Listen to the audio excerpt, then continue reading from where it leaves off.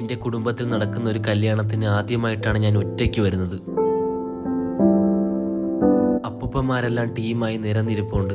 പക്ഷെ ഞാൻ അപ്പോഴും ഒറ്റയ്ക്കായിരുന്നു. എനിക്ക് പറ്റിയ ഒരാൾ അവിടെ ആരുമില്ലായിരുന്നു. പെട്ടെന്നായിരുന്നു അതിൽ നിന്നൊരു അപ്പൂപ്പ എണീറ്റ് എൻ്റെ നേർക്ക് വരുന്നത്. ഇനിയിപ്പോൾ തീർന്ന്. ജോലി, കല്യാണം, കൊച്ചുങ്ങള്, കൊച്ചിനിടാൻ വെച്ചിരിക്കുന്ന പേര്, ചരട് കെട്ട്, കൊച്ചിനിടാൻ വെച്ചിരിക്കുന്ന നിക്കറ്, ചോദിക്കുന്ന ചോദ്യങ്ങൾക്കൊക്കെ ഇനി എന്തിന് പറയണമെന്നും പറഞ്ഞ് ആലോചിച്ചിരിക്കുമ്പോഴാണ് അപ്പൂപ്പൻ അതുവഴി എണീറ്റ് അങ്ങ് വെളിയിൽ പോയത്. ഉള്ളിലൊരു ആശ്വാസം എന്ന ആ സമയത്ത്. പുല്ല്, ഞാൻ വിചാരിച്ച് ഇനിയിപ്പോൾ എല്ലാം ചോദിച്ചറിയുമെന്ന്.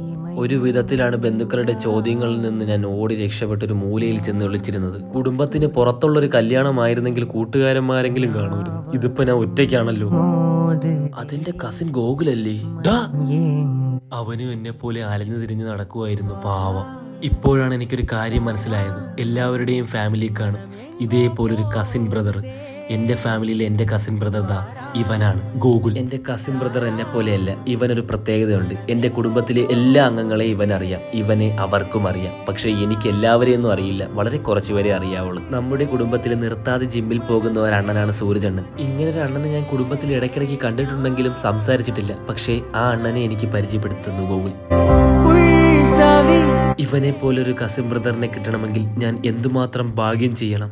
കുടുംബത്തിലെ മിക്ക അംഗങ്ങളെയും അവ എനിക്ക് ഒറ്റ രാത്രി കൊണ്ട് പരിചയപ്പെടുത്തി തന്നു.